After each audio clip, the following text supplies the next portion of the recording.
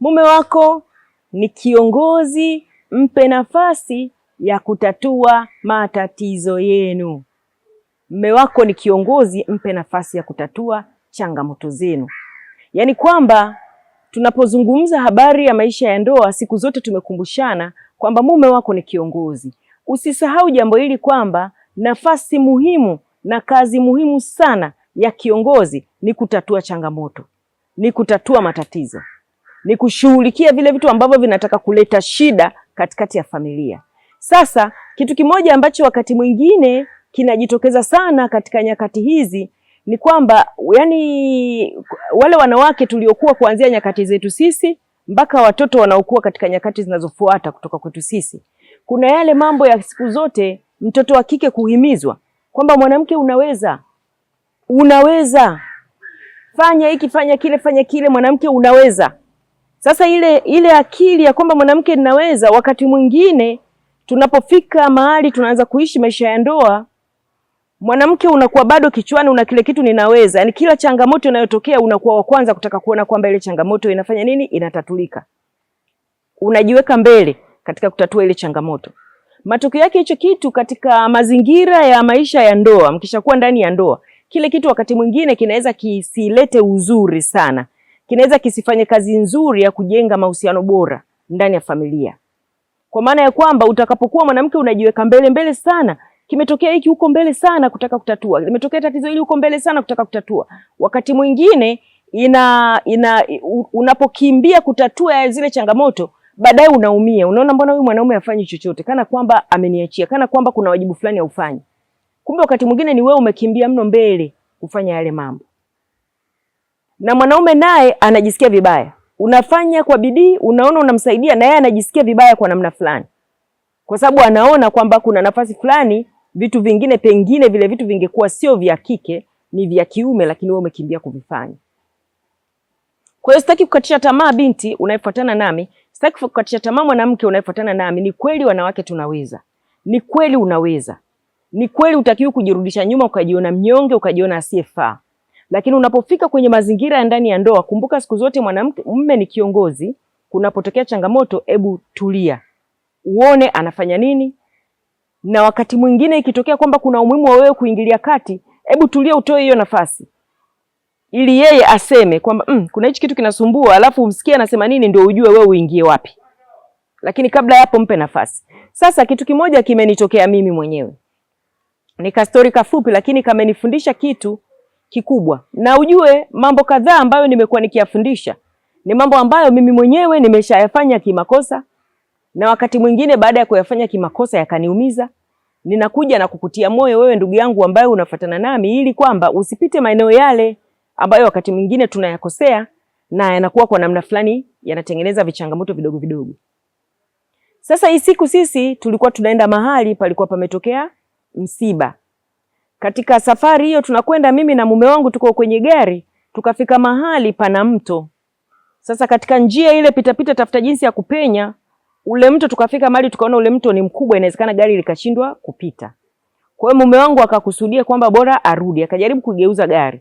Sasa katika kuigeuza akawa ameenda nje kidogo ya kale njia kalikojisindiria, gari ikakwama, ikawa haitoki.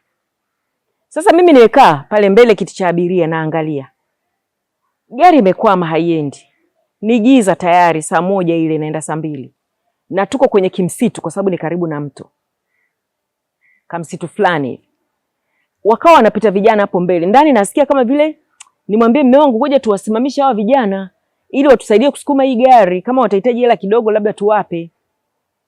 Lakini saa nyingine nasikia si nifungue mlango nitoke haraka niwawahi hawa vijana wanapita ili niwasimamishe watusaidie waisukume hii gari. Mbona tumekwama hapa? Wakati huo mume wangu kakaa kimya, anaangalia kama anaangalia simu yake. Kakaa kimya. Mimi nawaza hayo yote. Nilipokuwa nawaza hayo yote kwamba either nimwambie tuwasimamishe wale vijana wanapita, au mbona wanaenda wanataka kuvuka nishuke haraka mimi nikawahi kuwasimamisha ili tutatue hii changamoto tutoke hapa. Lakini ndani yangu nikakumbuka kwamba hii nafasi ya kutatua changamoto, tena changamoto yenyewe ya gari limekwama, ni very masculine in nature. Hii changamoto inabidi nitulie, hebu ngoja nimpe nafasi. Anaweza kuwa anafikiria namna fulani. Kwa hiyo nikakaa kimya. Ikapita dakika kwanza, ikapita ya pili, ikawa inaenda ya tatu. Nimekaa kimya kwenye gari pale, kama siwazi kitu chochote. Mara nikaona amefungua mlango, ametoka, nikawa simuoni. Ikapita tena dakika ya kwanza, ya pili, ya tatu, nikashtuka, na hiki kimsitu hiki mume wangu asije kuwa kaumia. Nikapepesa macho, nikachungulia nyuma ya gari, nikamuona yupo nyuma ya gari pale kama anapita pita. Nikasema ngoja nitulie tena. Yaani ninajitahidi hapo kwa sababu na mimi ni wale waliolelewa kwamba mwanamke unaweza tena. Enzi zetu zile ilikuwa lazima mwanamke someni science, unaweza, kwa nini unafanya hivi? Na mimi ilikuwa imeshaingia ndani kabisa kwamba ninaweza, na huwa napenda kila mara kujikuta nataka kuingia kuona natatua kitu. Kwa pale nikamwona yuko nyuma, nikaendelea kutulia. Baada ya dakika 5 hivi akarudi kwenye gari. Akaiwasha gari, akairudisha nyuma, akatoka, tukaondoka. Nikafurahi na nikaanza kushangaa. Nikasema, mume wangu umefanyaje? Mbona gari imetoka kama vile kirahisi wakati ilikuwa imekwama na ulikuwa unapiga starter gari ilikuwa iondoki? Akaniambia, unajua pale nilivyoenda kule nyuma nikaiangalia, nikagundua kwamba kuna sehemu ndogo nikipambana nayo tunaweza tukatoka. Kwa hiyo nilichofanya, nimechimba na vidole vyangu. Nimechimba mchanga. Baada ya kuchimba nikaweka vijiwe vichache na nikaona nyuma ni pagumu. Kwa hiyo nilivyorudisha nyuma, basi tukawa nimepita kwa pembeni kidogo, tukawa tumetoka. Nikafurahi sana, nikasema asante mume wangu. Kumbe umelitoa gari kwa kutumia bidii hivyo. Nikamshukuru, tukaondoka. Basi katika hali ile, kitu cha kwanza nikawa najifunza, nikiwa kama mwalimu wa masomo haya, nikawa najifunza ndani kwamba mimi nimefurahi kwamba mume wangu ametatua changamoto ya gari. Imenifurahisha. Lakini na yeye amefurahi kwamba amefanya kitu, na mimi nimefurahi na nimemshukuru. Sasa baada ya siku 2-3 sikio tukawa tumekaa, nikamuuliza, nikamwambia, hivi siku ile mimi sikutoka kwenye gari kuja kukusaidia, nimekaa tu kimya, wewe uliwaza nini? Akaniambia, lile jambo mbona ni la kiume? Yaani wewe mke wangu ushakuwa na kucha zako, umezipaka rangi, kwanza ni ndefu. Sasa wewe ungeenda kule nyuma ungefanyaje? Au wewe mke wangu yani uanze ndio unasukuma gari, afu hiyo ingekuaje? Au kucha zako hizo wewe usingeweza kuchimba pale chini, haitakiwi kabisa. Kwa hiyo mimi mikono yangu ni ya kiume, nikachimbua pale tukaweza kuondoka zetu. Kwa hiyo sikuwaza kabisa hicho kitu kwamba labda umeniachia. Kwa hiyo mwanamke mwenzangu, mume wako ni kiongozi, na inapokuja kwamba kuna changamoto, kuna tatizo kwenye familia yako, jifunze kutulia na kuangalia ili umwachie nafasi yake atatue changamoto, kwa sababu pia inakupa furaha kama mwanamke.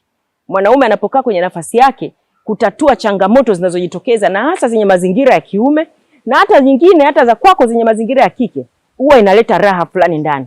Sasa wakati mwingi ile mwanamke unaweza tunajiweka mbele sana kukimbizana, wakati mwingine kutaka ngoja tusukume gari. Hapo baadaye utajisikia lazima vibaya kwamba yani mume wangu yuko hapa, mimi nimekaa na sukuma gari hapa hivi natanua kifua cha nini? Utajisikia vibaya na wewe mwenyewe. Kwa hiyo inakuwa isaidii.